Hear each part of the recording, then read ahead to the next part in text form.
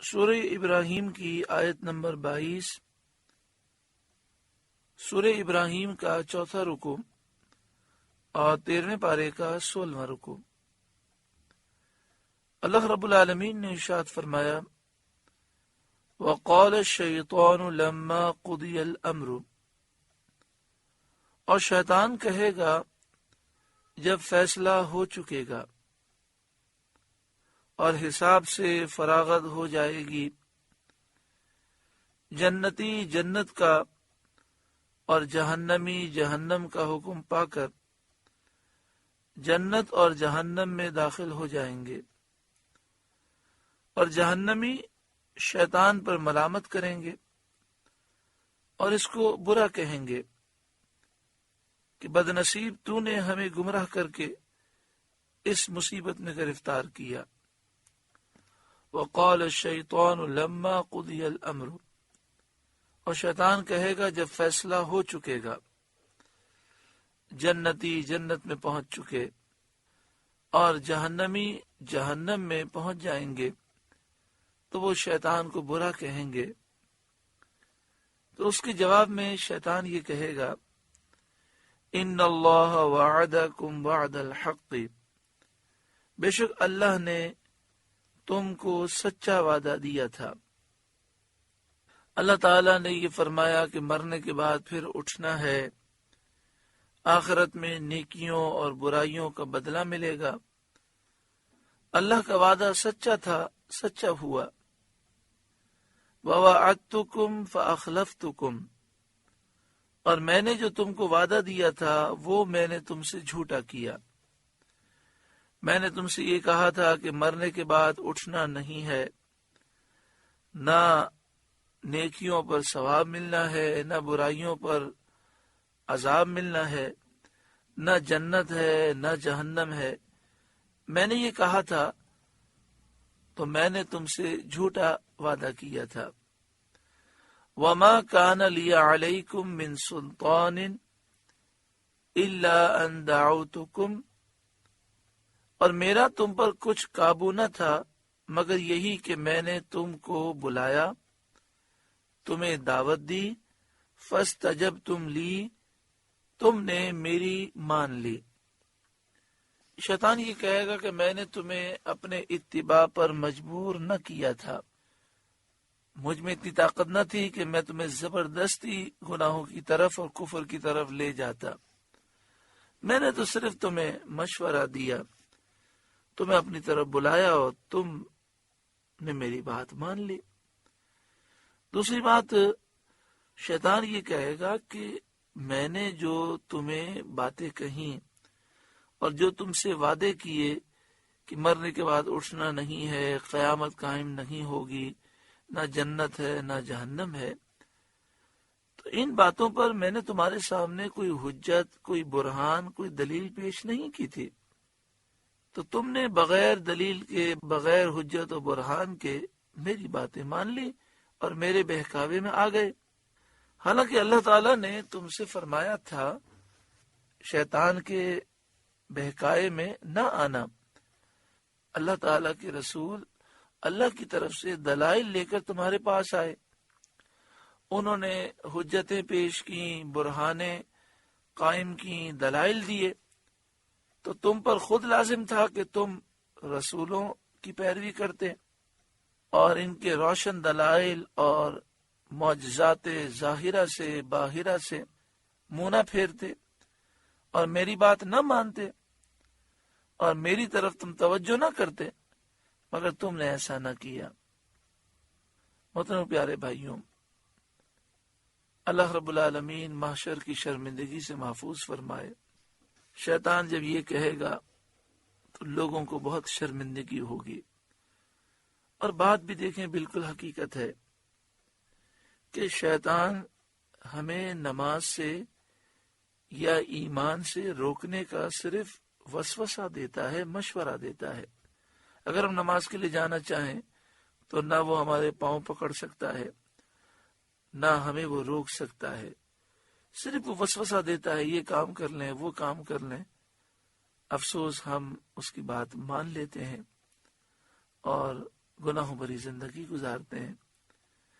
شیطان کو کوئی ایسی طاقت تو حاصل نہیں جو بیچ میں کھڑا ہو جائے اور کہے کہ میں آپ کو یہ نیک کام نہیں کرنے دوں گا۔ صرف وہ ایک خیال ذہن میں ڈالتا ہے۔ پھر شیطان کی باتوں پر شیطان کے پاس کوئی دلائل بھی نہیں ہے۔ اللہ رب العالمین نے قرآن نازل کیا، اس کے محبوب کو ہمارے درمیان بھیجا، نبی اکرم صلی اللہ علیہ وآلہ وسلم نے اتنی پیاری پیاری باتیں ارشاد فرمائیں۔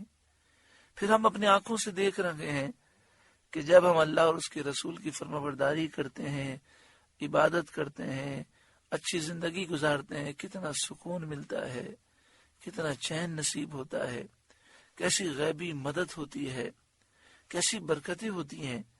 اور ہم اپنی آنکھوں سے دیکھتے ہیں کہ جب ہم گناہ کرتے ہیں تو گناہوں کی کیسی نحوستیں آتی ہیں۔ اس کے باوجود افسوس اگر ہم شیطان کی باتیں مانیں۔ شیطان پھر کہے گا فَلَا تَلُومُونِي وَلُومُوا أَنفُسَكُمْ، تو اب مجھ پر الزام نہ رکھو، خود اپنے اوپر الزام رکھو، مجھے ملامت نہ کرو، اپنے آپ کو ملامت کرو، کیونکہ میں دشمن ہوں اور میری دشمنی ظاہر ہے۔ تو جب میں تمہارا دشمن تھا، میری دشمنی ظاہر تھی، تو دشمن سے خیر خواہی کی امید رکھنا ہی بے وقوفی اور حماقت ہے۔ تو تم نے مجھ سے خیر خواہی کی امید کیوں رکھی؟ میری بات کیوں مانی؟ میں نے تمہیں کیا دیا تھا؟ تمہارے رب نے تمہیں زندگی دی، ساری نعمتیں دی، لیکن تم نے اپنے رب کی بات نہ مانی اور میری بات مانی۔ ما انا بمصرخکم وما انتم بمصرخی، نہ میں تمہاری فریاد کو پہنچ سکوں نہ تم میری فریاد کو پہنچ سکو، یعنی میں تمہاری مدد نہیں کر سکتا اور آج تم میری مدد نہیں کر سکتے۔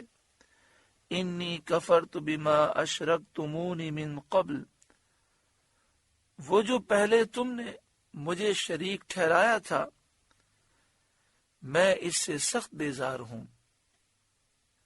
شریک ٹھہرانے سے مراد یہ ہے کہ مشرکین نے جو بتوں کی پوجا کی شیطان کے کہنے پر کی، اسی طرح شیطان کی باتیں ماننا اور رب کے حکم کے مقابلے میں شیطان کی باتوں کو فوقیت دینا واقعی بہت بڑی نادانی ہے۔ ان الظالمین لهم عذاب علیم، بے شک ظالموں کے لیے دردناک عذاب ہے۔ وَأُدْخِلَ الَّذِينَ آمَنُوا وَعَمِلُوا الصَّالِحَاتِ جنات، اور وہ جو ایمان لائے اور اچھے کام کیے وہ جنتوں میں داخل کیے جائیں گے۔ تجری من تحتها الانہار، جن کے نیچے نہریں رواں دواں ہیں۔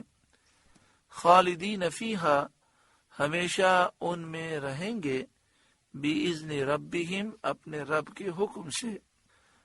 تحیتہم فیہا سلام، اس میں ان کے ملتے وقت کا اکرام سلام ہے،